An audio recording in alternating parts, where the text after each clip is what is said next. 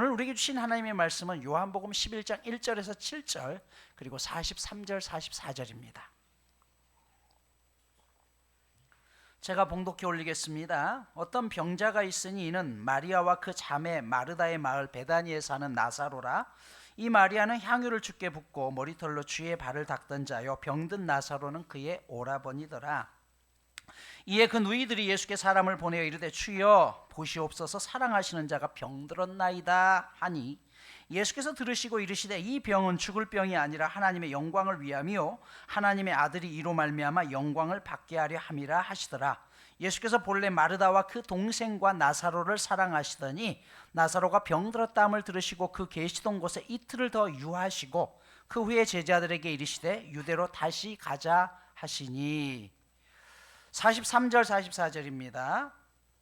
이 말씀을 하시고 큰 소리로 나사로야 부르시니 나오라 부르시니 죽은 자가 수족을 배로 동인 채로 나오는데 그 얼굴은 수건에 쌓였더라.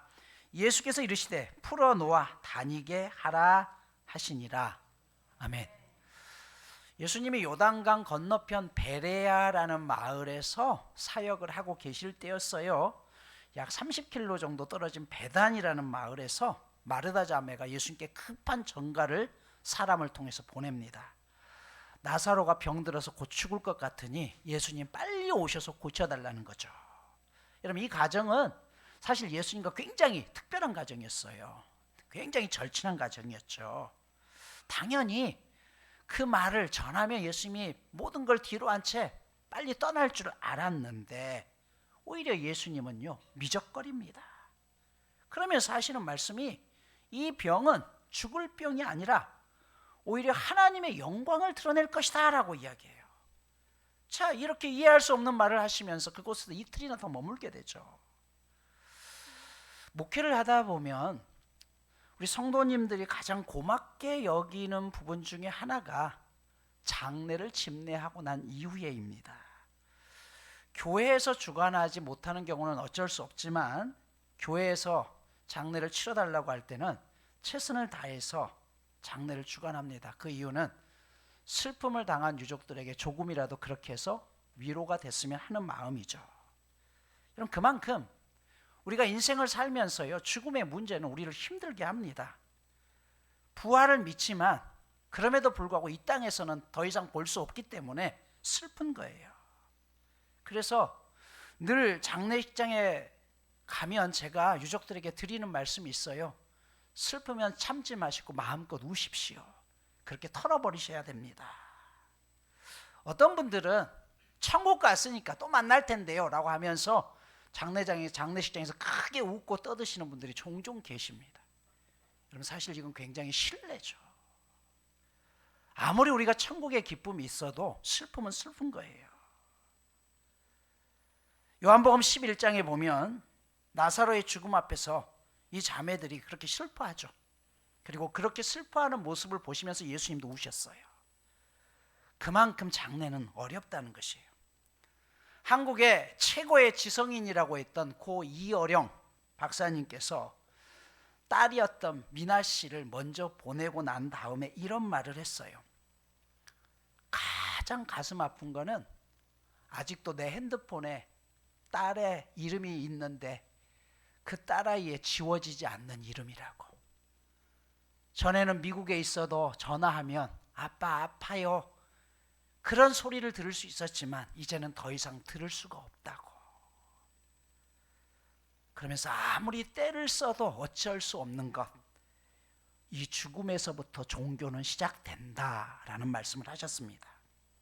그런데 오늘 예수님은 이 나사로의 병 앞에서 하나님의 영광을 드러내기 위해다라고 이야기해요.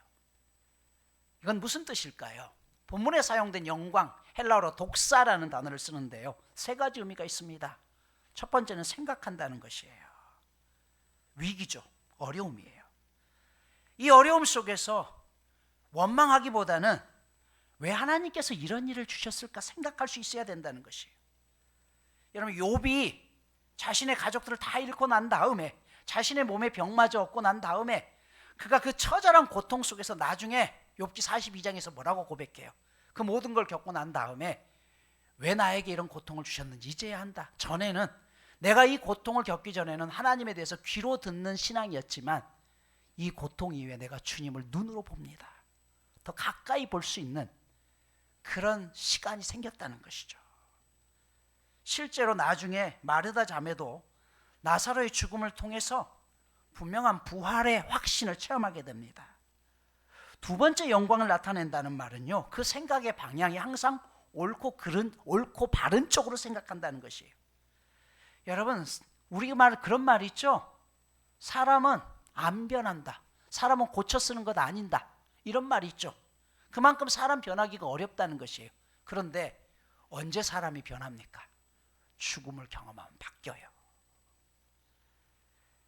요한복음 12장에 보면 마리아가 예수님의 발 앞에 300데나리온, 즉 1년치 봉급이나 되는 향유를 아낌없이 부었을 때 예수님은 뭐라고 이야기했어요?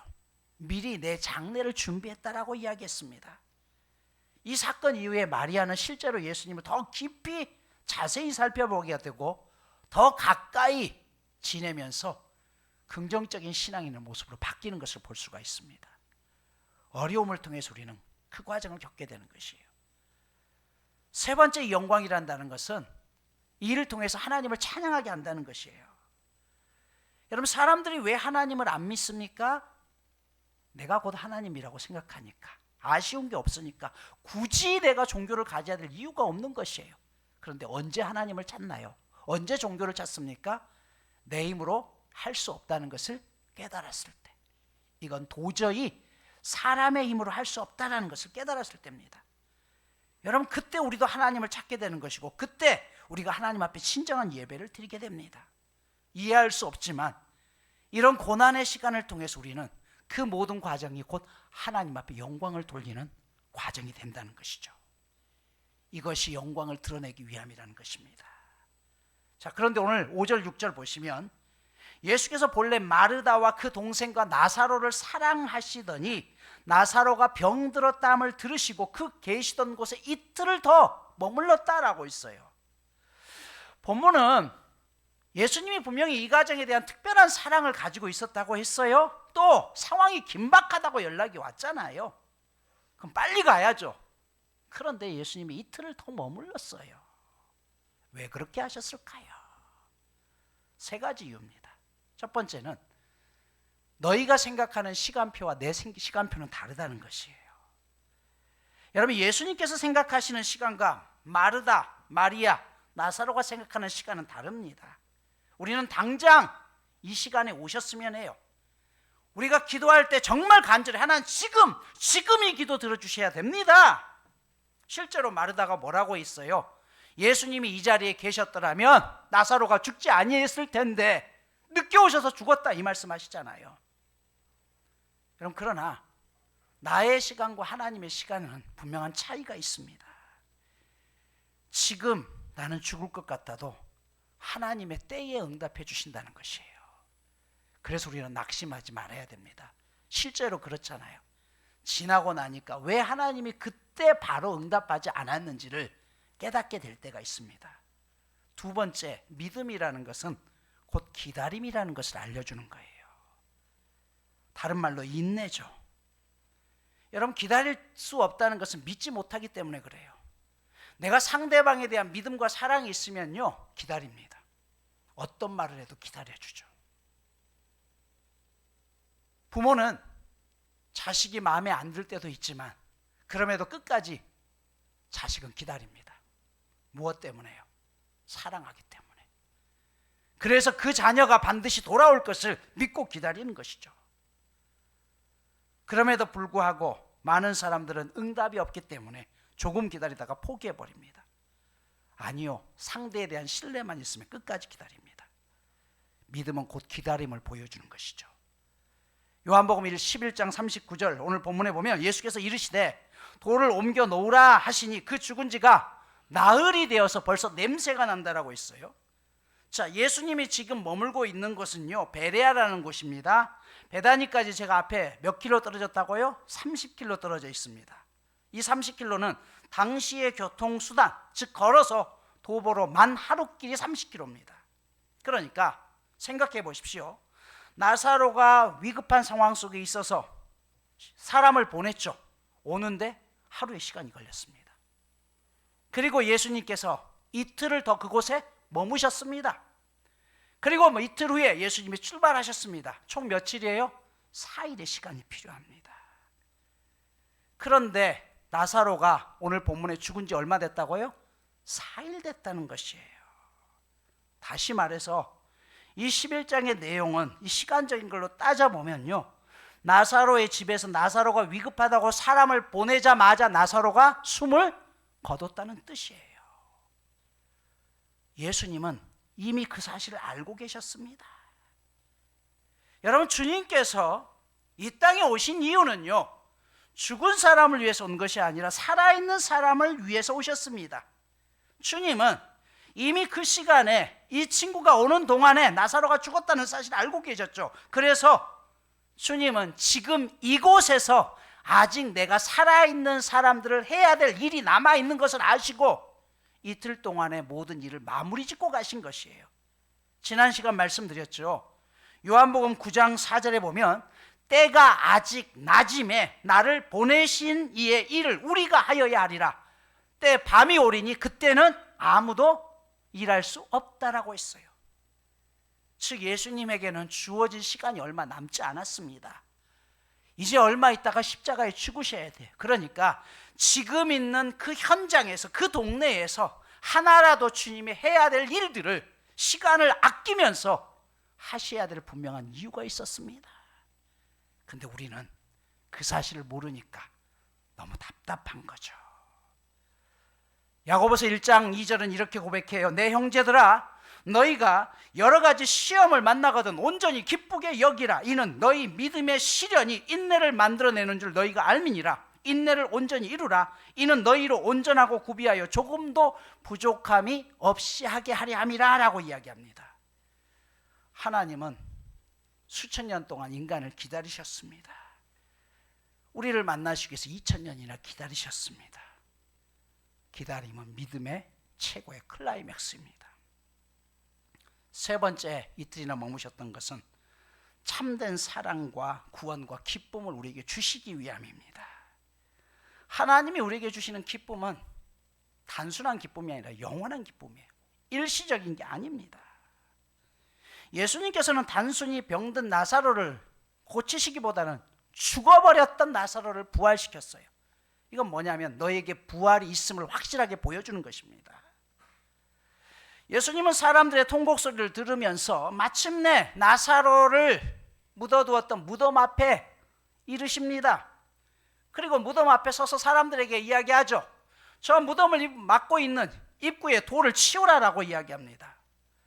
여러분, 이스라엘 사람들은 죽으면, 가난한 사람들은요 그냥 땅을 파서 매장을 합니다. 그런데 이스라엘 땅은 석회암 땅이라서요 공기에 접촉되는 순간 빠르게 굳어버립니다. 그래서 깊게 파지를 못하고요 그냥 사람이 묻힐 정도로만 파고 거기에 시신을 묻습니다. 그런데 우리나라처럼 봉분이 생긴 게 아니고 똑같아요. 그래서 성경은 평토장한 무덤이라는 말이 여기 나오는 거예요. 똑같다는 것이에요. 그런데 거기가 무덤인지 아닌지 모르잖아요. 표시를 해야 되죠. 그래서 하얀 석회로 표시를 해놓는 거예요. 이게 회칠한 무덤이라는 뜻이에요. 그러니까 똑같이 보이지만 회칠했다는 건 뭐예요? 그 안에는 시신이 썩어가고 있다는 것이에요. 예수님께서 바리새인들을 향해서 겉과 속이 다르다고 하면서 뭐라고 했어요? 이 독사의 새끼들아, 이 회칠한 무덤아라고 했던 것은 무엇이에요? 겉으로 보기에는 멀쩡해 보이지만 그 속에는 썩은 시신들이 썩어들듯이 너희가 그렇게 너희의 속이 다 썩었다는 것이에요. 너희가 너무 음흉하다는 그런 뜻입니다. 이런 무덤들이 평민들에게 주어져요. 반면 돈이 좀 있는 사람들은요 무덤을 동굴 같은 걸 사게 되죠. 그래서 그 동굴 안에다가 가족들을 전부 염을해서 미라로 만들어서 시신을 거기에 같이 묻습니다. 그리고 입구를 돌문으로 막아버리죠. 그리고 가족들이 죽으면 그 안에 문을 열어서 다시 들어가기도 합니다. 바로 그 무덤을 막고 있는 입구의 돌을 옮기라는 것이요. 그러자 마르다가 예수님에게 뭐라고 말씀합니까? 주님, 죽은 지 나흘이 되었습니다. 썩어서 냄새가 납니다. 이 말은요, 예수님, 좀 우리 현실 인정합시다. 죽은 지가 나흘 돼서 이건 불가능합니다. 썩어가지고요, 냄새까지 나잖아요. 여러분, 나흘이라는 것은 절망의 시간이에요. 요나가 물고기 뱃속에서 며칠 있었죠? 사흘. 이스라엘 백성들은 사흘 동안은 가능성이 있다고 봅니다. 예수님이 무덤에서 사흘 계셨습니다. 그래서 일반적으로 우리나라도 그렇지만 장례를 치를 때 우리나라 며칠장으로 보통 치릅니까? 사흘장이에요. 사흘은 그래도 아직 1%의 가능성이라도 남아있다는 것이에요. 그런데 나흘이 됐다는 것은요, 그 1%의 가능성도 사라졌다는 것입니다. 거기다가 무덤 문이 닫혔습니다. 썩어서 냄새까지 나요. 이 말은 도저히 불가능한 상황이라는 거죠. 그러자 예수님께서 말씀하죠. 네 오라비가 다시 살아나리라. 마르다에게 말씀하시자 이 마르다가 마지막 날 부활 때 다시 살 줄 내가 믿습니다 라고 이야기했더니 아니, 지금 살릴 것이다 라고 이야기해요. 여러분, 우리가 예수님을 믿는 이유는 단 한 가지입니다. 마지막 날 새로운 몸으로 부활할 것을 믿기 때문에 그렇죠. 이게 기독교의 핵심입니다. 그렇다면 여러분, 우리가 한 가지 궁금한 게 있어요. 이미 우리가 영생을 얻었잖아요. 이 다음에 우리가 죽은 다음에 영원히 영원한 생명을 얻었다고 한다면 구태여 왜 또 다른 몸의 부활이 필요하느냐 이 말이에요. 여러분, 부활의 몸은 지금 우리의 몸과는 다른 형태입니다.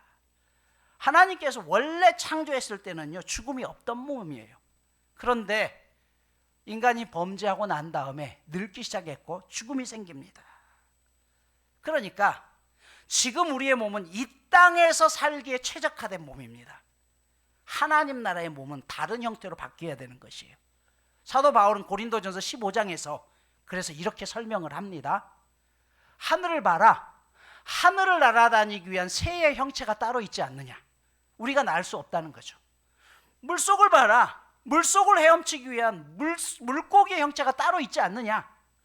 사람도 육체에 살기 위해서, 이 육상에 살기 위해서 사람 형체가 따로 있듯이, 그렇다면 하나님 나라에서도 하나님 나라에 살기 위한 또 다른 형체가 필요하다는 것이에요.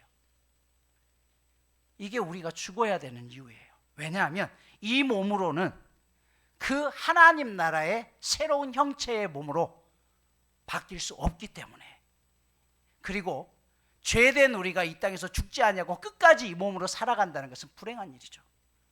여러분, 젊은 사람들은 괜찮겠지만 우리 80, 90 되신 분들 생각해 보세요. 여러분, 그 몸을 가지고 천국 가면 좋아요? 지금도 갈 때 아이고 힘들어. 어디 놀러 가면 나이 드신 분들은 못 쫓아오시고 앉아 있잖아요. 그 몸으로 천국 가시기를 원하십니까? 아니에요. 이 몸은 여기서 끝나는 것이에요. 그래서 죽어야 되는 것이고, 죽음 이후에 새로운 영혼으로 새로운 몸으로 입게 된다는 것, 이것 때문에 우리에게 죽음이 있다는 것입니다. 그런데 먼저 그것을 보여주신 것이에요. 사람들이 돌문을 옮겨놓자 예수님은 말씀하시죠. 나사로야, 나오너라. 오늘 큰 소리로 얘기했다고 했어요. 마침내 나사로가 모습을 드러냅니다. 그의 모습이 어떤 모습이었어요? 미라였습니다. 온몸에 칭칭 붕대로 다 덮여 있습니다. 그러자 주님이 말씀하시죠. 너희가 그를 풀어서 돌아다니게 하라. 여러분, 풀어놓아 돌아다니게 하라. 여기에 풀다라는 단어, 헬라어 루오라는 단어를 씁니다. 이 단어가 언제 사용되었는지는 제가 몇 차례 말씀을 드렸어요. 마태복음 16장에 보면 베드로의 신앙 고백이 나옵니다. 얘들아, 사람들이 나를 누구라고 하더냐? 그러나 엘리야라고도 합니다. 그러면 너희는 나를 뭐라고 하느냐? 그때 베드로가 말씀하죠. 주는 그리스도시요 살아계신 하나님의 아들입니다. 바요나 시몬아, 네게 복이 있도다. 이제 내 이름을 베드로라 하리라. 그리고 네 믿음의 반석 위에 교회를 세우리니 음부의 권세가 결코 흔들지 못할 것이다 라고 이야기하면서 내가 너에게 천국 열쇠를 주리니 네가 땅에서 무엇이든지 매면 하늘에서도 매일 것이요 땅에서 무엇이든지 풀면 하늘에서도 풀리리라 라고 했을 때 여기 풀다, 맨다라는 단어가 루오라는 단어를 씁니다.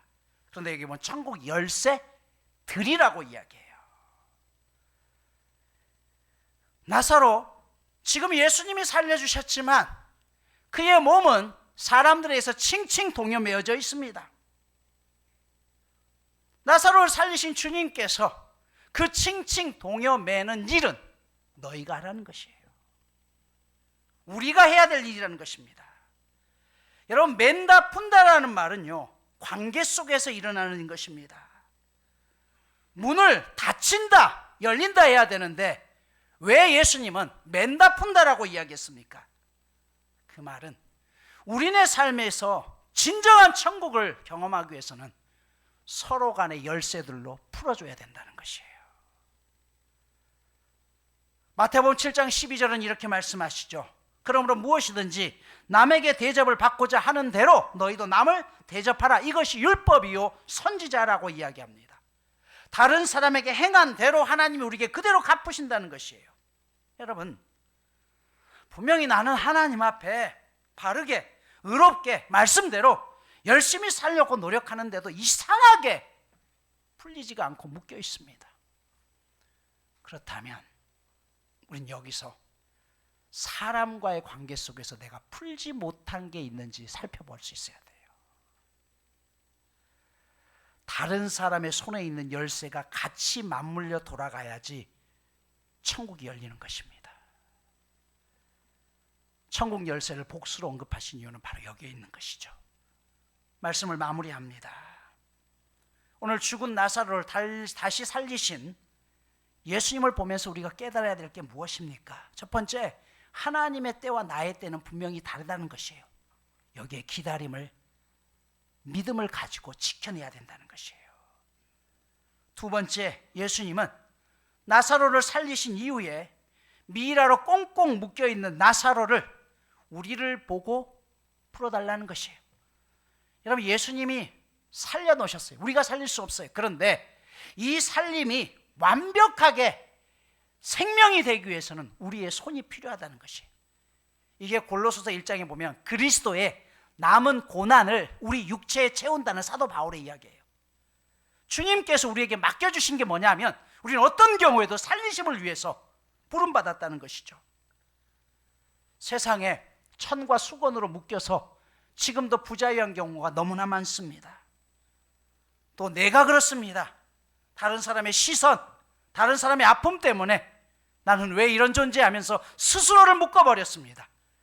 주님이 하나님의 아들이라는 정체성을 여러분들에게 분명히 주셨음에도 불구하고 우리는 그 정체성대로 살지 못하고 내가 하나님의 아들답게 살지 못하고 다른 사람들의 굴레 속에서 그들의 시선 속에서 내 스스로를 묶어버렸습니다. 그리고 나도 그렇게 묶어갑니다. 하나님이 만드신 세상은 서로 양보하고 서로 풀어주고 서로 함께 살아내는 세상이었지만 어느 순간 하나님을 믿는다고 하면서도 우리 자신들을 또 묶어버렸습니다. 그것이 곧 지옥이 아닙니까? 천국의 삶은 묶였던 모든 것들을 서로 풀어주는 것입니다. 주님이 말씀하십니다. 누가복음 17장 21절에 보면 또 여기 있다 저기 있다고도 못하리니 하나님의 나라는 너희 안에 있느니라라고 있습니다. 여러분, 사람들과의 관계가 뒤틀려 있으면 내 안에 하나님의 나라가 임하지 않습니다. 하나님이 내 기도에 들으시고 응답하지 않습니다. 관계가 뒤틀려 있는 순간 우리의 삶은 지옥 그 자체입니다. 그러니 푸셔야 됩니다. 빨리 푸셔야 됩니다. 이것이 오늘 나사로의 죽음 앞에서 그 나사로를 완전히 죽인 다음에 다시 살려서 너희가 풀어주라라고 말씀하신 주님의 메시지입니다.